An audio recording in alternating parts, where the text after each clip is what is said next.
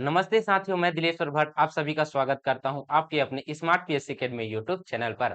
साथियों, बहुत सारे स्टूडेंट यही मांग कर रहे थे कि बाकी क्लास का भी प्रारंभ करें, बाकी क्लास का भी प्रारंभ करें, है ना? तो इसी कड़ी में जो सीजी पुलिस, सीजी होमगार्ड, नगर सैनिक, सीजी एसआई की हाल ही में अभी एसआई का क्या हुआ है, ऑनलाइन आवेदन करने के लिए नोटिफिकेशन जारी किया गया है, जो कि 23 तारीख से हुआ है। ठीक है, 23 तारीख से क्या कर सकते हैं आप लोग, फॉर्म फिल कर सकते हैं। ठीक, तो उसके लिए क्या है, 1 महीने उसका लिए दिए गए हैं। उसके बाद 1 महीने के बाद आप लोगों का क्या करेगा, आप लोगों के लिए जो एग्जाम होता है शारीरिक दक्षता परीक्षा, उसके लिए चला जाएगा। ठीक है, तो यहाँ पे अभी बहुत ही कम ही समय है ना? इसे हम लोग मद्देनजर रखते हुए हैं। और साथ ही साथ जो सीजी पुलिस है उसके लिए भी जो चयन समिति का गठन कर लिया गया है, बिलासपुर चयन समिति का गठन कर लिया गया है। इसका अध्यक्ष क्या है उसको मैंने आपको डिटेल में बता दिया है। ठीक है, पुलिस का न्यू अपडेट, एसआई का न्यू अपडेट, इसमें मैंने आपको बता दिया है। तो इसी कड़ी में हम आगे बढ़ते हैं, और बच्चे का डिमांड भी था कि बहुत, और सर और क्लास लाइए और क्लास लाइए। तो इसी कड़ी में आज हम आप लोगों को यह बताते हैं कि मैथ्स का टीचर हमारे बीच में उपस्थित है, और वर्दी बैच से स्मार्ट पीएसटी एकेडमी के साथ जुड़ने वाले हैं। बहुत ही यंगेस्ट है, बहुत ही अच्छे तरीके से, जबरदस्त तरीके से आप लोगों को पढ़ाने वाले हैं। अपडेटेड टीचर हैं, ऐसा नहीं कि ओल्डेस्ट हैं। बहुत ही यंगेस्ट हैं और बहुत ही जबरदस्त तरीके से मैथ्स को पढ़ाते हैं, ऐसा है। तो सर से जब मैंने बात किया, सर से जब बात किया मैथ्स को आप कैसे प्रारंभ करेंगे, पढ़ाना कैसे स्टार्ट करेंगे, इस विषय में हम लोग चर्चा किए। तो सर से मैं बात किया, तो उससे मैं यह राय भी लिया और बताया भी कि बच्चे क्या करते हैं, यही मन में सोचते हैं कि पुलिस है, पुलिस के में तो उतना ज्यादा क्वेश्चन पूछता नहीं, 5 अंक का पूछ लेगा, कहीं एक अंक का पूछ लेगा, और कहीं पे 10 भी पूछ सकता है। तो ऐसा भ्रम में न रहे, 10 से 15 क्वेश्चन भी पूछ सकता है, 10 क्वेश्चन भी पूछ सकता है, ऐसा है। अब क्या है, लेवल अच्छा खासा रहने वाला है, ऐसा नहीं कि एकदम सरल भी हो जाएगा। तो आप लोगों को क्या है, बेसिक्स बेसिक से लेकर एडवांस तक मैथ्स पढ़ना है। ऐसा नहीं कि छोटा-मोटा बना ले उसके बाद काम कर ले, ऐसा नहीं है। बहुत ही अच्छे तरीके से आप लोगों को क्रमिक रूप से पढ़ना है। तो उससे पहले क्या है, तो उससे पहले जो सीजी पुलिस में आने से पहले मैं आप लोगों को यह बता देता हूँ कि जो सर हैं वो कौन है, रुपेश साहू सर हैं, जो कि आप लोगों को मैथ्स पढ़ाने वाले हैं। हाल ही में जो एग्जाम हुए हैं, कौन से एग्जाम हुए हैं, वन रक्षक भर्ती परीक्षा 2024 में, इसका क्या करेंगे, पहले एनालाइज कराएंगे। आप लोगों को लेवल पहले दिखाएंगे कि इस लेवल का क्वेश्चन पूछा जाता है, इस लेवल का क्वेश्चन पूछा जाता है। उस उसके अनुसार, इसके अनुसार आप लोगों को क्या करेंगे, वो मैथ्स पढ़ाएंगे, थ्योरी क्लासेस। ये क्या है, एनालाइज बस कराएंगे आज की इस वीडियो में। अगले वीडियो से जो भी 2 दिन, 4 दिन, 5 दिन के बाद क्लासेस लेना प्रारंभ करेंगे, वहां से सर क्या करेंगे, थ्योरी क्लासेस प्रारंभ करेंगे नंबर सिस्टम के साथ। ठीक है, तो बहुत ही जबरदस्त टीचर हैं, ऐसा नहीं कि बहुत ही जबरदस्त हैं, उसके बारे में क्या ही कहें, बहुत ही अच्छे तरीके से समझाता है। ठीक है, तो इसी बीच में मैं सर से आग्रह करता हूँ कि आइए और बच्चों को प्रोत्साहित करें कि बच्चे कैसे मैथ्स को पढ़ें। ठीक है सर? जी sir. Thank you sir. Thank you sir. नमस्कार दोस्तों। जैसे कि सर ने बताया, मैं रुपेश साहू आप लोगों की मैथ्स क्लास लेने वाला हूँ। मैथ्स क्लास लेने से पहले सर और मैं चर्चा की है कि maths class topic wise start करने से पहले ऐसे बच्चों को कैसे विश्वास दिलाएं कि आप मैथ्स अच्छे तरीके से पढ़ा लेंगे। तो मैंने निष्कर्ष निकाला कि हाल ही में एग्जाम वन रक्षक भर्ती परीक्षा 2024 का सबसे पहले मैं बेसिक से एडवांस तक जितने भी इसमें क्वेश्चन आए हैं, टोटल क्वेश्चन आए थे 10। उन 10 क्वेश्चन का एनालाइज कराऊंगा। उसके बाद आपको बताऊंगा किस प्रकार से व्यापम अपना मैथ्स का लेवल बढ़ा रहे हैं। उसके अकॉर्डिंग टॉपिक वाइज कक्षाएं स्टार्ट करेंगे सर। तो जैसा कि सर ने भी बताया और मैंने भी बताया कि किस प्रकार से क्लासेस होने वाले, पहले एनालाइज करेंगे, उसके बाद से हम लोग क्लासेस प्रारंभ करेंगे, थ्योरी क्लासेस। तो सर से यही उम्मीद है कि एनालाइज अच्छे तरीके से कराएं, जिससे कि बच्चे को विश्वास जगे कि हम लोग मैथ्स बहुत ही अच्छे तरीके से बना सके, पढ़ सके, और एग्जाम में आएगा तो उसे हम लोग छोड़कर नहीं आना है, बना कर आएंगे।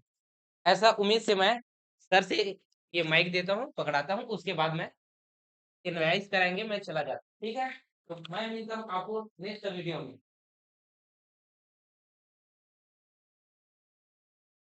तो चलिए आज का सेक्शन यहीं से स्टार्ट करते हैं।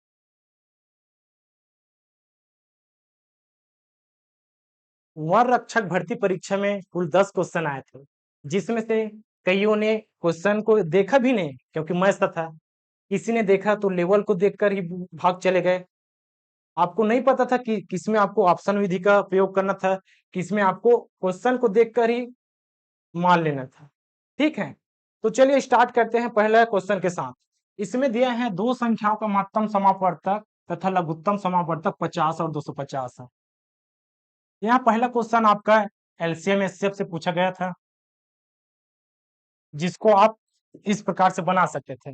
देखिए, महत्तम समापवर्तक लघुत्तम समापवर्तक का क्वेश्चन है। आप में दिया होगा कि एक संख्या 50 है, एक संख्या यहाँ पर दिया है, पहली संख्या 2 से विभाजित किया जाता है तो भागफल 50 आता है और दूसरी संख्या ज्ञात करना। मतलब यहाँ पर एक संख्या 50 दिया है, एक संख्या 250 और यहाँ पर देखिए कुल मिलाकर आपको 4 डाटा दिए गए हैं, जिसमें से आपको 3 डाटा ज्ञात है, एक 50, एक 250 और तीसरी पहली संख्या आपको पूछा गया था दूसरी संख्या। तो इस प्रकार से क्वेश्चन में आपको करना क्या होता है, देखिए इससे संबंधित एलसीएम एचसीएफ से संबंधित और लाभ हानि से संबंधित और समय का, जिसमें आपका चैप्टर होता है मिश्र अनुपात, और त्रिभुज वाले में एडवांस में समय त्रिभुज की समरूपता। ये ऐसे चैप्टर हैं। इसके साथ साथ आपको देखने को मिलेगा चाल समय दूरी।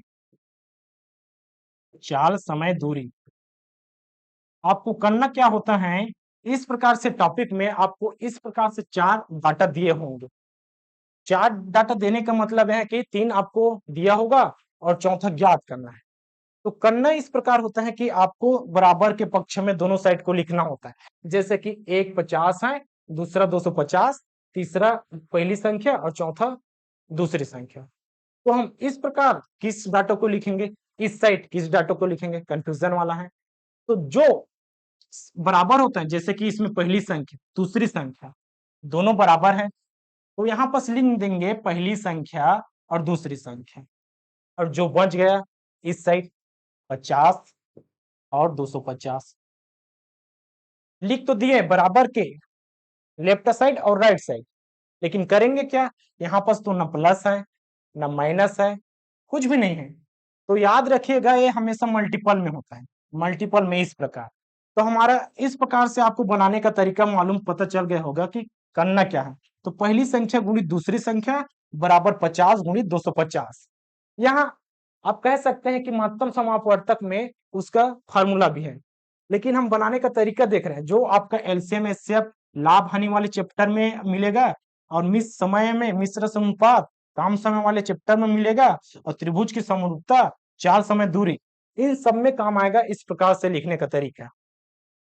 ठीक, अब करेंगे क्या, पहली संख्या क्या है, तो यहाँ पर देखिए पहली संख्या डायरेक्ट नहीं दिया है। इसको क्वेश्चन को और कठिन बनाने के लिए क्या कह दिया है कि पहली संख्या पढ़ेंगे, पहली संख्या को 2 से क्या करने पर विभाजित, मतलब भाग देने पर क्या प्राप्त होता है, भागफल 50। 50 इस प्रकार से आपका बनेगा पहली संख्या बटे 2 बराबर 50। तो करना क्या है, इसमें पहली संख्या यहाँ पर पक्षांतर हो जाएगा 2, तो 50 गुणित 2 बराबर 100। पहली संख्या हो गया हमारा 100 गुणित, उसके बाद दूसरी संख्या, सर यही तो हमें ज्ञात करना है तो डाल देते हैं, ज्ञात कर लेते हैं, और 50 उसके बाद गुणा 250, इसको आगे हल करेंगे। ये यहाँ पर देखिए 50 से गुणा है, तो पक्षांतर का नियम कहता है कि अगर एक साइड में प्लस है तो माइनस हो जाएगा, गुणा है तो भाग और भाग है तो गुणा। तो यहाँ पर क्या है, 100 गुणा के रूप में है। तो यहाँ पर देखिए दूसरी संख्या बराबर 50 गुणित 250 बटे 100। हम आने वाले कक्षा में देखेंगे, क्लासेस में देखेंगे पक्षांतर का नियम क्या होता है, विभाज्यता का नियम, क्योंकि अभी हम क्वेश्चन का एनालाइज कर रहे हैं, इसलिए यहाँ पर एकदम डिटेल में नहीं जा रहे। तो आगे सॉल्व करते हैं, 0 से 0 कट जाएगा, 0 से 0 तो 5 बचा, और यहाँ से 25, 25 पंचे 125, आपका ऑप्शन नंबर ठीक है। अब हमारा दूसरा क्वेश्चन कहता है कि चित्र में ए बी एक सरल रेखा है, ए एक्स प्लस वाई का मान ज्ञात कीजिए। अब यहाँ पर सरल रेखा क्या होती है? तो सरल रेखा एक सीधी लाइन होती है, इस प्रकार से देखिए, सरल रेखा है। अब चित्र में देखकर बताइए कितनी सरल रेखाएं दिख रहे हैं। आप कहेंगे दो, ए बी और सी डी। यह गलती आप जरूर करेंगे कि ए बी और सी डी दोनों सरल रेखा है।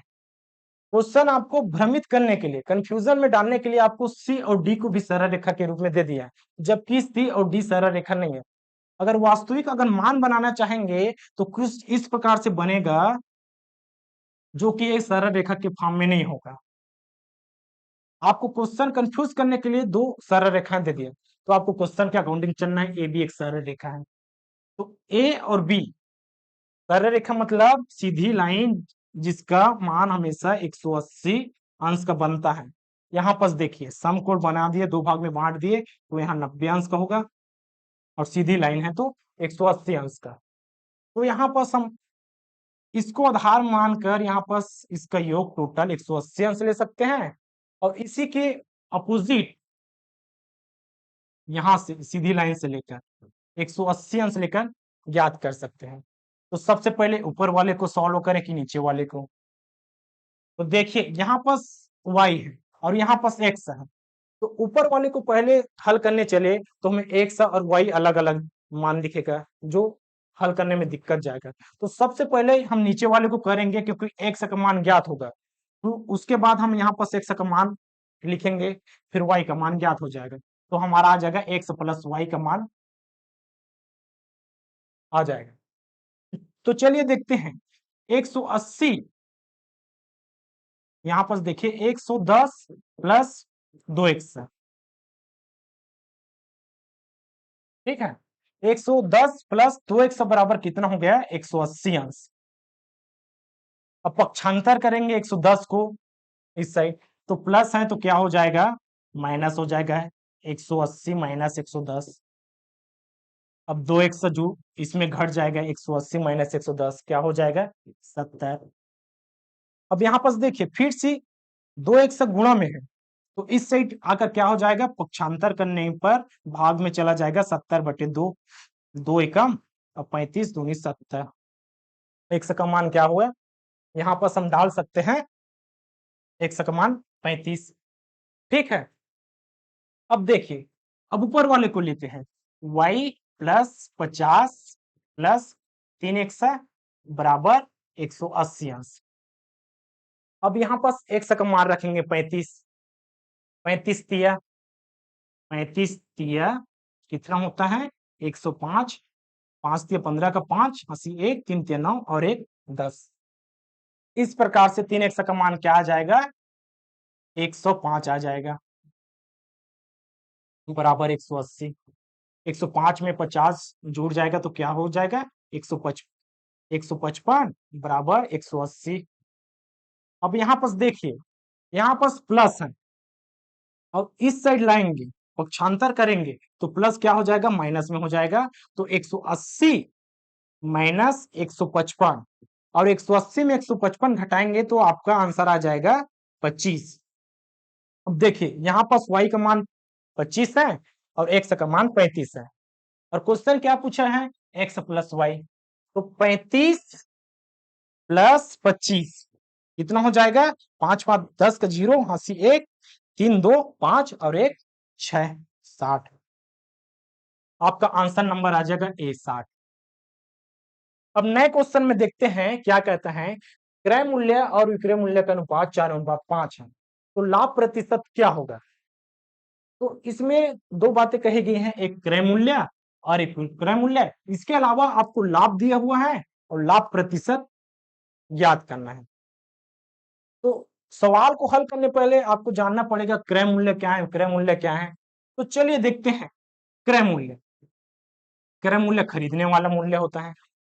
अगर किसी सामान को खरीद ले, जैसे कि 1000 में खरीदे, 1200 में बेच दे, 800 में बेचे, तो हमें फायदा होगा या लाभ होगा या हानि होगा, ठीक है। उसी को कहते हैं क्रय मूल्य और विक्रय मूल्य, और इसी पे के बेस पर होता है आपको लाभ और हानि। अगर लाभ हानि पता चल गया है तो आपको लाभ प्रतिशत भी ज्ञात हो जाएगा और हानि प्रतिशत भी ज्ञात हो जाएगा। तो किस प्रकार से ज्ञात होगा देखिए। चलिए 1000 में हमने कुछ खरीदा, क्या खरीदा? कोई सामान, जैसे कि 1000 का कोई सामान लिए और उसको हम 1200 में बेच दिए, हमें लाभ होगा कि हानि? हमें 200 का लाभ होगा। क्यों सर 200 का लाभ? क्यों हानि क्यों नहीं सकता? अगर इसको आप 800 में बेचते तभी तो आपको 200 का हानि होता। 200 का हानि आपको कब होगा? जब आप इसको माइनस में बेचे। देखिए,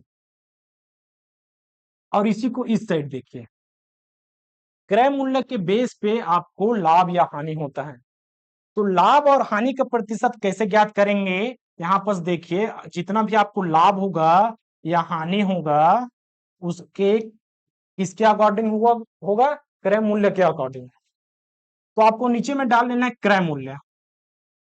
क्रय मूल्य ये तो आपका साथ में देखिए, यहाँ पर प्रतिशत पूछा गया है, प्रतिशत। तो प्रतिशत का मतलब कितना होता है? 100। तो यहाँ पर 100 का गुणा कर लेना है। तो लाभ कितना हुआ? 200 का हुआ लाभ और क्रय मूल्य क्या है? 1000 और गुणा करेंगे 100 का।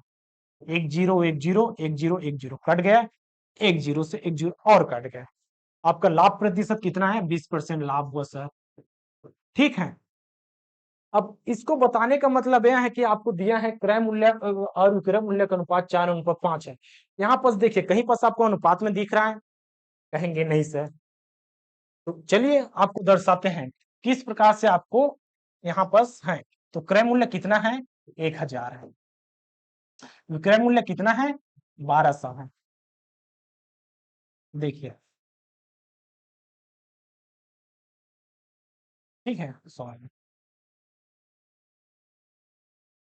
आपका क्रय मूल्य कितना है? 1000 है। टीपी बराबर 1000 और एसपी बराबर कितना है? 1200।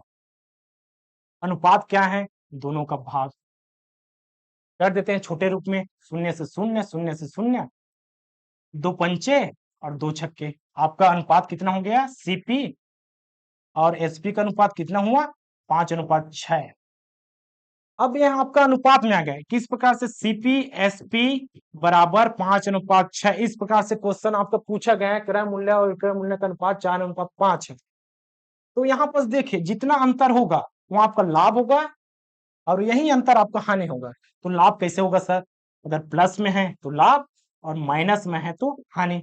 यहाँ पर देखिए, 5 में 1 जुड़ा हुआ है तभी तो 6 हुआ ना। तो आपका लाभ कितना हुआ? 1 हुआ। और लाभ और हानि किसके अकॉर्डिंग होता है? क्रय मूल्य के। यहाँ पर देखे तो नीचे में कितना आ जाएगा? 5। और प्रतिशत पूछा है, जैसे कि यहाँ पर लाभ प्रतिशत पूछा है, तो लाभ प्रतिशत बराबर क्या होगा? 1/5 गुणा 100। उसके बाद कट जाएगा 5, 5 दूनी 10, 0। देखिए, यहाँ पर भी 20% आया, 20% यहाँ आया और यहाँ भी आया। सरल तरीके से बना। क्वेश्चन को आपको इस तरीके से ना देकर इस तरीके से दिया हुआ है, तो यहाँ पर क्या करेंगे? एक सीधे लाइन में यहाँ पर देख लेंगे, सीपी और एसपी का अनुपात कितना है? 4:5। आपको लाभ प्रतिशत पूछा गया है, तो लाभ कितना हुआ? देखिए, अंतर कितना? 1 का। 1 लाभ, 4 में 5 बढ़ा, 1 लाभ बटे क्रय मूल्य क्या है? 4 और प्रतिशत पूछा है तो 100 का गुणा। अब इसको सॉल्व करेंगे तो आ जाएगा 2 25 चौक 100, 25%। आपका ऑप्शन नंबर क्या आ जाएगा? सी। ठीक है, अब नए क्वेश्चन में देखते हैं क्या कहता है हमारा नया क्वेश्चन। एक त्रिभुज का क्षेत्रफल 216 वर्ग सेंटीमीटर है और उसकी भुजाओं का अनुपात 3:4:5 है। त्रिभुज का परिमाप ज्ञात कीजिए। यह आपका एडवांस में से क्वेश्चन है। कई स्टूडेंट ऐसे कहते हैं एडवांस में से कुछ पूर्णतः छोड़ चले जाते हैं, जो कि अच्छी बात नहीं है। आपको बना लेना चाहिए। कैसे बनाएंगे? एकदम सरल तरीके से। देखिए यहाँ पर क्या है, देखिए यहाँ पर बात करें त्रिभुज की। आपको 2 तरीके का त्रिभुज याद रखना, जैसे कि एक होता है समबाहु और एक होता है समकोण। बाकी को भी देखेंगे, लेकिन एग्जाम में पूछने का चांसेस इन दोनों से ज्यादा है। क्यों? देखिए यहाँ पर अनुपात के अकॉर्डिंग में है, तो ज्यादातर अनुपात के अकॉर्डिंग में सिर्फ 2 ही त्रिभुज बनता है। समबाहु त्रिभुज जिसकी सभी भुजाएं समान होती हैं और एक समकोण त्रिभुज जिसका एक कोण 90 अंश का होता है। तो यहाँ पर सभी भुजाएं समान होती हैं और यहाँ पर कहा गया है कि भुजाओं का अनुपात 3:4:5 है। तो समबाहु त्रिभुज होगी कि नहीं? नहीं होगी। क्यों नहीं होगी? अगर यहाँ 3 होता, 3:3:3 बराबर होता, तभी तो समबाहु त्रिभुज होता। लेकिन यहाँ पर आपको लेना है समकोण त्रिभुज। क्यों लेना है? चेक कर सकते हैं। 25 5 का वर्ग बराबर 3×3=9 और 16 बराबर होगा समकोण त्रिभुज में पाइथागोरस का प्रमेय कहता है कि कर्ण का वर्ग अन्य दो भुजाओं के वर्गों के योग के बराबर होता है। 25 बराबर 25 आ गया। ये आपको चेक करने का तरीका है। लेकिन यहाँ पर देखिए बड़ी संख्या क्या है? 5, उसके बाद 3 और 1 हो गया 4। अनुपात में है तो लंबाई फिक्स नहीं है, तो इसको x के फॉर्म में डाल सकते हैं इस प्रकार से। अब हमारा परिमाप हो गया। परिमाप पूछा है त्रिभुजों का परिमाप, तो परिमाप क्या आ जाएगा? 5x plus 3x plus 4x बराबर 12x। देखिए ऑप्शन में दिख रहा है 12x कहीं? नहीं दिख रहा है। 12x मतलब 12 के मल्टीपल में होगा, जैसे कि 12 एक आया तो 12, और अगर ये इसका मान 2 आया तो 24, इसी के अकॉर्डिंग नीचे बढ़ते जाएगा। तो यहाँ पर देखिए 6 तो आएगा नहीं, काट दीजिए।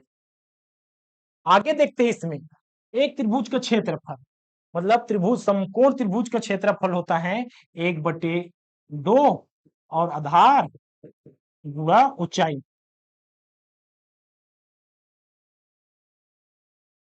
आपको किसका फार्मूला याद रखना है, किसका नहीं रखना है, यह आपके लिए इंपॉर्टेंट है। क्योंकि आप समकोण त्रिभुज का सूत्र को विधिगत निकालना चाहेंगे तो बहुत लंबा प्रोसेस जाएगा। इसलिए सिंपल सा क्षेत्रफल बराबर 1/2 आधार गुणा ऊंचाई, सूत्र को याद रखना ही अच्छा है। तो चलिए देखते हैं। सूत्र में कहा गया है कि क्षेत्रफल 216 है, बराबर मान रखिए 1/2, आधार कितना है 4x और ऊंचाई कितना है 3x। अब यहाँ पर काट देते हैं, 2 से कट जाएगा, तो 216 बराबर 2x गुणा 3x। अब यहाँ पर फंसाने वाली बात है कि x x का गुणा कर रहे हैं, प्लस कर रहे हैं, तो क्या होगा? तो यहाँ पर देखिए 5 और 5 जोड़ेंगे कि तो कितना आ जाएगा? 10 आता है। लेकिन 5 और 5 का गुणा करेंगे तो 5×5 = 25। मतलब कहा जा सकता है कि अगर गुणा करेंगे तो जो भी संख्या का गुणा कर रहे हैं, जैसे कि x का कर रहे हैं, तो यहाँ स्क्वायर के फॉर्म में लिखा जाता है। मतलब इसका वर्ग कर रहे हैं तभी 25 आया।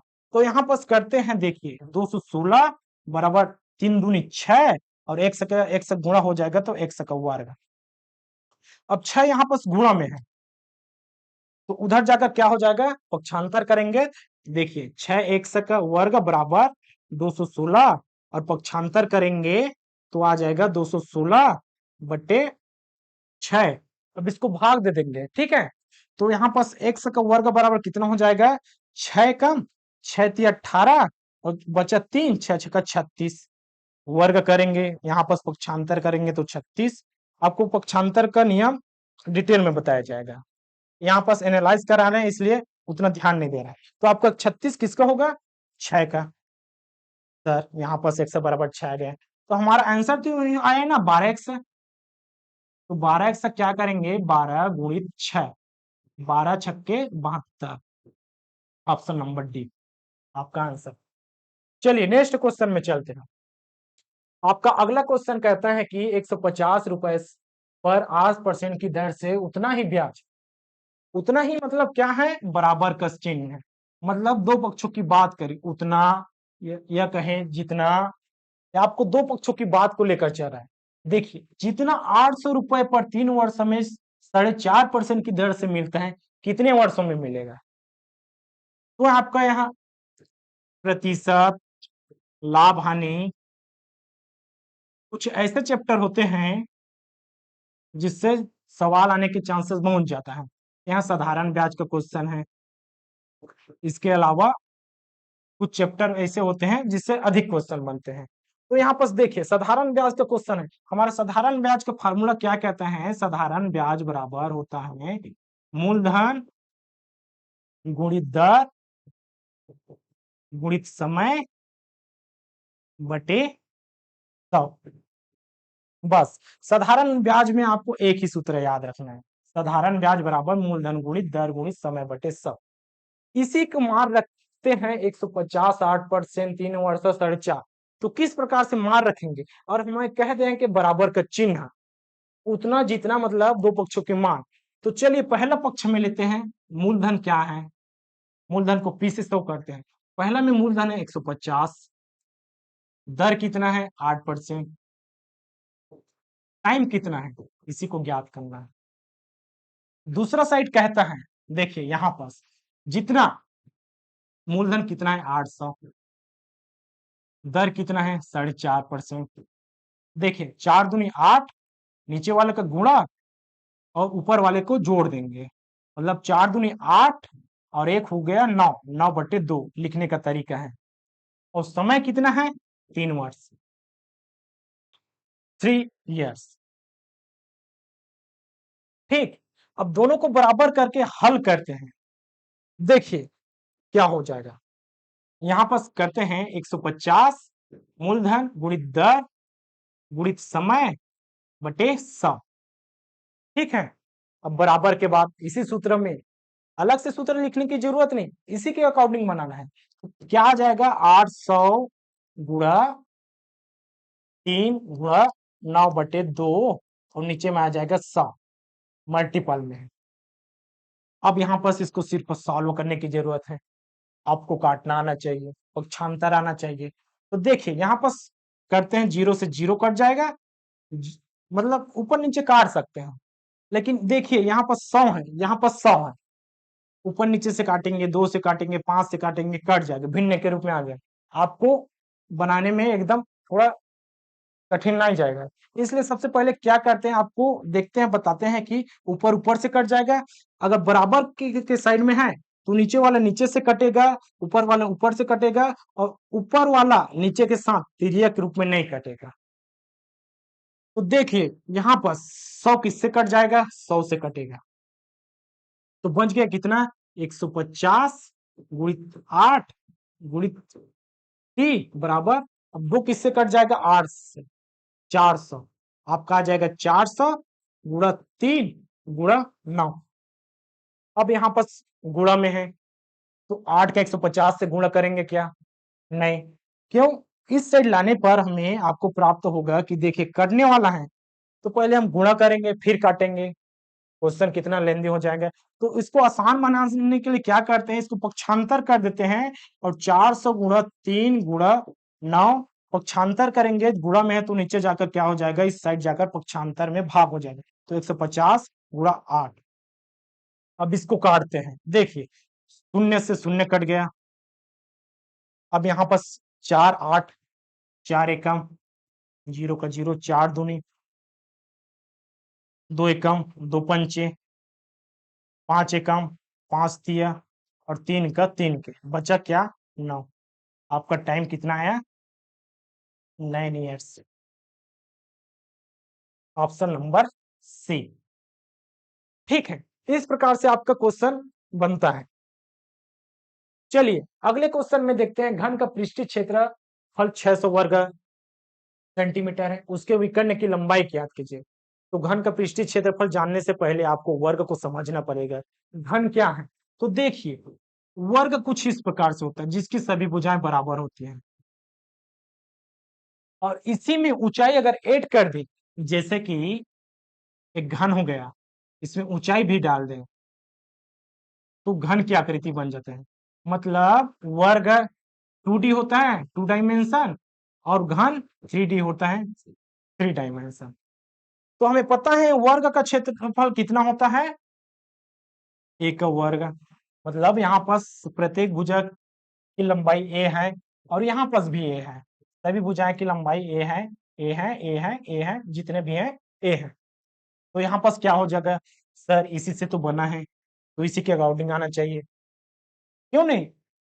इसका भी वर्ग a का स्क्वायर होता है, लेकिन यहाँ पास देखिएगा घन क्या होता है? क्यूब वाला, 6 रंगों वाला जिसको हम बनाते हैं। तो यहाँ पर फलक कितने हैं? क्यूब डायमेंशन वाला, तो यहाँ पर 6 फलक होते हैं, इसलिए 6a वर्ग। तो आपका हो जाएगा घन का पृष्ठीय क्षेत्रफल, सूत्र हो जाएगा 6a स्क्वायर, और इसी का मान दिया हुआ है 6a का वर्ग बराबर कितना दिया हुआ है? 600।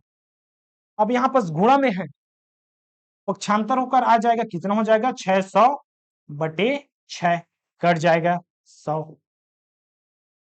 ए का वर्ग बराबर कितना? 100। तो ए बराबर कितना हो जाएगा? 10।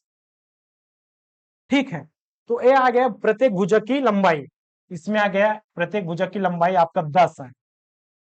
अब पूछा क्या है? उसके विकर्ण की लंबाई क्या होगी? अब देखिए ऑप्शन में ए बी सी डी। आपको बता दूं कि घन के विकर्ण की लंबाई होता है भुजा √3, ये आपका सूत्र है, यह विकर्ण की लंबाई का सूत्र है। तो यहाँ पर भुजा का मान कितना है? 10 है। ठीक है, 10 है, और कर्णी 3 है। आपका ऑप्शन नंबर कौन सा आ जाएगा? 10 कर्णी 3, डी ऑप्शन सही आंसर। ठीक है, तो चलिए अगले क्वेश्चन में देखते हैं कि कौन सा है। 0.57 का मान ज्ञात कीजिए। एकदम बेसिक से क्वेश्चन है, 0.57 का मान ज्ञात कीजिए। देखिए यहाँ पर देखिए 0.57 कितना हो जाएगा? दशमलव का कितना होता है? दशमलव मतलब एक होता है, जितना संख्या हो गया जो उतना जीरो, 57/100। अब यहाँ क्वेश्चन में ध्यान देने वाली बात है, इसके ऊपर में बार भी लगा हुआ है। क्या लगा हुआ है? बार भी लगा हुआ है। तो बार वालों को कैसे बनाएंगे सर? तो देखिए 0.57 और बार, जितनी बार उतनी नाव। जैसे कि 1 2 दो संख्या में है, 2 नाव, और जो संख्या है उसको डाल देते हैं 57/99। आ गया आपका आंसर बी। लेकिन इसी में एक और क्वेश्चन पूछा जा सकता है। किस प्रकार से क्वेश्चन? यहाँ पर देखिए, अगर 0.57 केवल 7 में बार होता तो फिर क्या करते? तो इसमें करना क्या होता है कि जितना है उतना तो 9 डालेंगे। जैसे कि 57/1 में 9 है, तो 9, और जितना छूट गया, कितना छूटा? 1, तो उसके बराबर में 0 डालेंगे, और जो छूटा हुआ संख्या है जैसे कि 5, इसको 5 को यहाँ पर घटा देंगे, आपका आ जाएगा 52/90। ये आपका न्यू क्वेश्चन है, नोट करने वाली बात है। ठीक है, तो इस प्रकार से आपका 7वां क्वेश्चन कंप्लीट होता है। अब चलिए देखते हैं 8वां क्वेश्चन क्या कहता है। निम्नलिखित में से कौन उनके मूल्य के अवरोही क्रम में है? क्वेश्चन को आप बना लेंगे, फिर भी यहाँ पर देखिए अवरोही क्रम को समझना बहुत जरूरी है। अवरोही क्रम क्या है? अवरोही क्रम क्या है? तो यहाँ पर मैं बताता हूँ। आरोही और अवरोही, इसमें आ में किसका मात्रा है? बड़ी की मात्रा है, मतलब अवरोही मतलब घटते क्रम, और यहाँ बढ़ते क्रम। बढ़ते क्रम में इसको आप इसके मात्रे आ के मात्रा से आप पहचान सकते हैं। यहाँ इसमें आ में आ है, और ये वाला आ है। देखिए, और ये होगा घटते क्रम। किस प्रकार से क्रम? यहाँ पर मैं बताता हूं कि 5 4 3 2 1। बताइए कौन सा क्रम है? अवरोही की अवरोही। और एक देखिए 1 2 3 4 5, इन दोनों में अंतर समझिए, कौन अवरोही क्रम में है और कौन अवरोही। तो देखिए अवरोही क्रम कहता है कि घटते हुए क्रम में, तो घटते हुए क्रम में क्या दिख रहा है? 5 4 3 2 1, तो मतलब अवरोही क्रम में ए वाला है, और आरोही क्रम में ए वाला है। बढ़ते हुए क्रम में ऐसा नहीं कि अवरोही क्रम में है तो आप छोटी संख्या को पहले लिखेंगे, उसके बाद बड़ी संख्या को लिखेंगे। अवरोही क्रम के कहने का मतलब है कि आप उसको घटते हुए क्रम में लिखेंगे, मतलब बड़ी संख्या पहले आएगी, उसके बाद उसके छोटे वाला। तो क्वेश्चन में देखते हैं कि ए ऑप्शन बी सी और डी, इसमें आपसे कौन सा क्रम सही है? मतलब अवरोही क्रम, मतलब पहले वाला जो दिया हुआ है ये सबसे बड़ा होना चाहिए, और सेकंड वाला सबसे छोटा, लास्ट वाला। तो इसको आप भाग विधि से बना सकते हैं, जिसमें आपको दशमलव की जरूरत पड़ेगी, जैसे कि 9 पंचे 45 बचा 5, फिर करेंगे हांसी ले लेकर, उसके बाद 11 से, उसके बाद 15 से, 17 से, थोड़ा कठिन जाता है। तो इसको आसान बनाने की करते क्या है, इसमें हम एलसीएम विधि का प्रयोग करते हैं। एलसीएम, एलसीएम मतलब देखिए, सभी का कोई भी ऑप्शन आप सिलेक्ट कीजिए। मैंने किया ए। अब इन दोनों के बीच में अंतर देखते हैं, जैसे कि 5 और 9 के बीच में कितना का अंतर है, 4 का। 7 और 11 के बीच में कितने का अंतर है, 7 ले 8 9 10 11, इसमें भी 4 का अंतर है। इसी प्रकार 8 और 15 के बीच में कितना का अंतर है, 7 का अंतर। और सर देखिए यहाँ पास 11 और 17 के बीच में आपको 6 का अंतर मिलेगा। अब एलसीएम क्या होता है, एलसीएम को निकालने के तरीके कुछ इस प्रकार से होता है। अब जितनी भी कटने वाली चीज है, जब तक एक ना आ जाए काटते जाइए। जैसे कि 2 से काटते हैं, 2 से कट गया, 2 दूनी 4, 7 नहीं कटा तो रहने देते हैं, 6 कटेगा 3 बार में, 2 तिया 6, फिर उसके बाद 2 का काटेंगे, 2 एकम 2 एकम 7, 3, अब फिर 3 का 7 बच जाएगा, 3 वाला कट, उसके बाद 7 सभी में कट गया, 7 एकम 7। एलसीएम मतलब 2 गुणित 2 गुणित 3 गुणित 7, 7 से 21, 21 से 84, गुणा करेंगे तो आपको 84 आएगा। अब 84 ज्ञात किए, अब हम करना क्या होगा, देखिए 84 आ गया, इसको आप ऊपर वाले के साथ मल्टीप्लाई करेंगे, मल्टीप्लाई करेंगे, इतना सब चीज करने का क्या फायदा फिर। तो यहाँ पर देखिए जो भी आया अंतर, जिसमें 4 4 7 6 का, सबसे पहले उसका भाग देंगे, किसका, 84 में। जैसे कि 4 पहले के साथ, उसके बाद 5 का गुणा, 4 दूसरे के साथ, उसके बाद 7 का गुणा, इसी प्रकार से 7 और 6 का भाग देंगे। तो डायरेक्ट भाग मत दीजिए, देखिए यहाँ पर आप 4 का भाग दे रहे हैं, तो 2 2 3 और 7 से ही तो 84 बना है। तो यहाँ पर आप 4 को मल्टीप्लाई मत कीजिए ना, देखिए 2 और 2 को मत कीजिए, आपका कितना आ गया, 7 से 21, और इसको भाग देंगे फिर भी 21 आ जाएगा। तो यहाँ पर आप कह सकते हैं कि 21 आया। अब गुणा किसके साथ करना है, 5 के साथ, ठीक। उसके बाद सेकंड वाले में 4 हमने तो निकाला, 21 आया, 7 का गुणा। उसके बाद तीसरे वाले में क्या करेंगे, 7 का, अब 7 का फिर 84 के साथ भाग करेंगे। भाग इसको नहीं करना है, आप इसको 7 को लीजिए मत, इसको 7 को मत लीजिए, बाकी को गुणा कर दीजिए, 3 दूनी 6, 6 दूनी 12, 84 को आप 7 से भाग देंगे तो 12 ही आएगा। तो 12, अब क्या करना है हम लोग को, 8 के साथ गुणा कर देना है। उसके बाद सेम चौथा वाला 6 को, 6 वाले को मत लीजिए, जैसे कि 3 दूनी 6 और 7 दूनी कितना होता है, 7 दूनी 14, 84 को भाग देंगे फिर भी 14 ही आएगा। तो यहाँ पर 14 गुणित 11, अब इसको आपको गुणा करना है, आपका आंसर दिखने लगेगा। देखिए 5 एकम 5 दूनी 105, 7 एकम 7 दूनी 14, 12 अट्ठे 96, 14 11 1 5 4 100, ठीक। सबसे बड़ी संख्या का सिलेक्शन कीजिए, सबसे बड़ी संख्या कौन सा दिख रहा है आपको, 14 वाला, 14 11 100, इसको पहला नंबर दिया जाएगा, उसके बाद दूसरा, तीसरा और चौथा। देखिए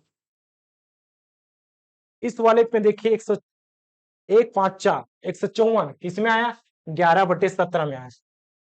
11/17 कहां पर दिख रहा है, पहला में दिखा, नहीं दिखा, कट, ऑप्शन नहीं आएगा।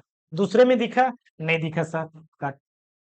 अब दिखा किसमें, तीसरे में दिखा और चौथे में, तो सही मारिए यहाँ पास, पहला वाला सही। उसके बाद दूसरा देखते हैं, दूसरा किसमें आया, 147, तो 147 किसका वाला क्वेश्चन था, 7/11 का, 7/11 इसमें भी आया, इसमें भी आया, दूसरा वाला सही। अब तीसरा को देखिए कहां पर है, तीसरा वाला यहाँ पास 21 5, मतलब पहला वाला 5/9, 5/9 इसमें है, नहीं है, ऑप्शन नहीं आएगा, आपका ऑप्शन नंबर डी, आगे चेक करने की जरूरत भी नहीं है। इस प्रकार से आपका अवरोही अवरोही क्रम बनेगा। चलते हैं नए क्वेश्चन में, 1% कि आधे को दशमलव रूप में कैसे लिखा जाएगा। मैंने बताया था आपका प्रतिशत वाला, लाभ हानि वाला, साधारण ब्याज से संबंधित और त्रिभुज। इन 4-5 चैप्टर ऐसे होते हैं जिससे क्वेश्चन पूछने के चांसेस ज्यादा रहता है। व्यापम प्रतिवर्ष इसी क्वेश्चन को उठाता है, इसी टॉपिक के आधार पर उठाता है। तो चलिए देखते हैं 9वां क्वेश्चन क्या कहता है, 1% के आधा को दशमलव रूप में कैसे लिखता है।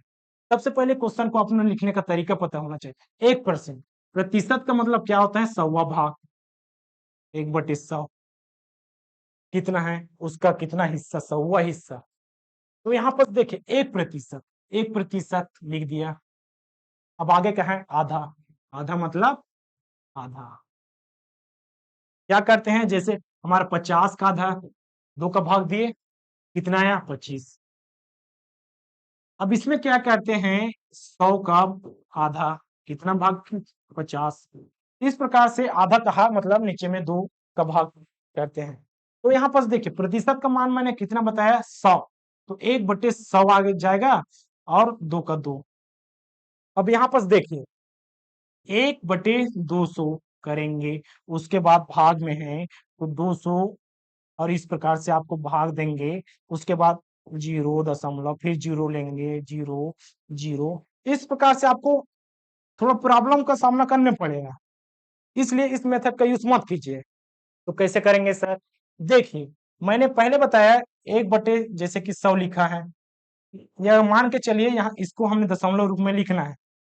यहाँ पर देखिए 5/100 कैसे लिखेंगे, 0 का 1 5, 0 का 0 लिख देते हैं और 1 का दशमलव, तो 0.05 और सामने 0 लगा सकते हैं। इस प्रकार से लिखने का तरीका है। तो चलिए इसमें तो 2 है, तो 2 कैसे 0 के फॉर्म में लाएं, देखिए 2×5 100, ऐसे संख्या का गुणा कीजिए कि वहां 10 के फॉर्म में आ जाए, 100 के फॉर्म में आ जाए, 1000 के। तो करते क्या है, 1/100 गुणा 2 और इसमें कर देते हैं 5 का गुणा, 5 दूनी 10। लेकिन सिर्फ एक साइड नहीं करते, दोनों साइड करेंगे क्योंकि 5 कटेगा और हमारा पहले वाला क्वेश्चन बन जाएगा। ठीक है, तो 5 का गुणा दोनों साइड करेंगे तो आ जाएगा हमारा 5/100 और हो जाएगा 5 दूनी 10। अब देखिए यहाँ पर कितना आ जाए, 1000 के फॉर्म में आया। अब लिखिए इसको कैसे लिखेंगे, 0 का 5, 1 0 का 0, 1 0 का और 0 और 1 का दशमलव, 0 0 और 5, सामने आप 0 लगा सकते हैं। हमारा ऑप्शन नंबर ए।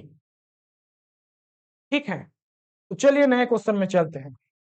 देखिए हमारा 10वां क्वेश्चन फिर एडवांस में से संबंधित आ गया। त्रिभुज एबीसी में AB बराबर 6 कन्नी 3 सेंटीमीटर, AC बराबर 12 सेंटीमीटर और BC बराबर 6 सेंटीमीटर। तो कोण B का मान ज्ञात कीजिए। मतलब कहीं ना कहीं आपको ज्ञात होगा कि समबाहु त्रिभुज और समकोण त्रिभुज में से दोनों में से एक का ही पूछा गया है। मतलब जितना भी क्वेश्चन आता है 90% चांसेस समबाहु त्रिभुज से होता है या समकोण त्रिभुज से होता है। समबाहु त्रिभुज मतलब जिसके सभी भुजाएं बराबर हो और समकोण त्रिभुज मतलब जिसका एक कोई भी एक को 90 अंश का हो। ठीक है, तो बाकी कितने का होगा, 45 का, 45 का, क्योंकि त्रिभुज के तीनों भुजाओं के कोणों का योग कितना होता है, 180। अगर 90 का हुआ तो कितना बाकी 45 का होगा, तभी तो 180 होगा। ठीक है, तो हम अपने क्वेश्चन में आते हैं। तो क्वेश्चन कहता है कि ए बी बराबर कितना, 6 करनी 3, AC कितना है 12 सेंटीमीटर और BC कितना है 6 सेंटीमीटर।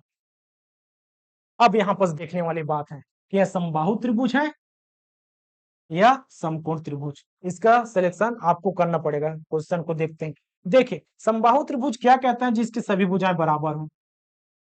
यहाँ पर कहीं सभी भुजाएं बराबर दिखी, नहीं दिखी, तो ये वाला त्रिभुज होगा ही नहीं।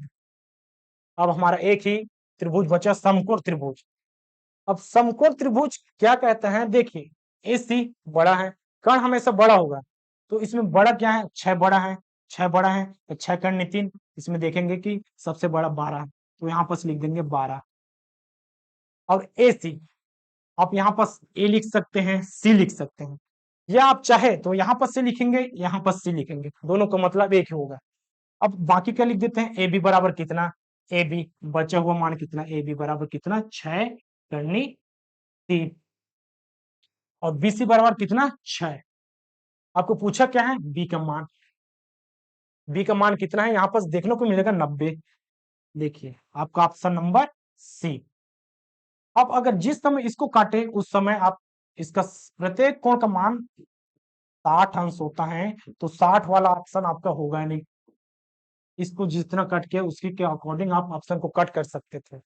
अब यहाँ पर देखिए 90 90 हमारा आ गया आंसर, लेकिन हमारे पास और समय है देखने के लिए कि यह सही है कि गलत। तो क्या करेंगे, पाइथागोरस किसी भी समकोण त्रिभुज में पाइथागोरस प्रमेय कहता है समकोण त्रिभुज के अंतर्गत कि कर्ण का जो वर्ग होता है, अन्य दो भुजाएं कौन सी होती है, लंब होती है और आधार होती है, इन दोनों के वर्गों के योगफल के बराबर होता है। तो कर्ण की कितना है 12, 12 का वर्ग इसके बराबर होगा 6 करनी 3, इसके वर्ग प्लस 6 के वर्ग के बराबर। देखिए 12 12 144 और 44 इस साइड आना चाहिए। देखिए 6 का वर्ग करेंगे कितना आ जाएगा 36, करनी वर्ग के साथ कट जाएगा मतलब 3 प्लस 6 का 36। यहाँ पर आपको घबराने वाली बात नहीं है, जब हम टॉपिक वाइज स्टार्ट करेंगे आपको करनी इस चैप्टर के बारे में बताया जाएगा। फिलहाल अभी यहाँ पर हल करते हैं। 36 गुणा 3, 6 ते 18 हंसी 1 3 ते 9 1 10 और 36 108 और 36 कितना हो गया 44। देखिए लेफ्ट हैंड साइड और राइट हैंड साइड इक्वल है, जी सर इक्वल है। ये आपका उत्तर की जांच करने का तरीका है। आपके पास इतना समय होगा तो जांच कर लेना, वरना आपके पास ये तरीका तो है। आज की क्लास में 10 क्वेश्चन इस प्रकार से रहा। बताइएगा वीडियो कैसा लगा, अगर अच्छा लगा तो लाइक कीजिएगा, कमेंट सेक्शन में बताइए अपनी राय, और चैनल पर नए हो तो चैनल को सब्सक्राइब कीजिएगा। तब तक के लिए जय हिंद जय भारत।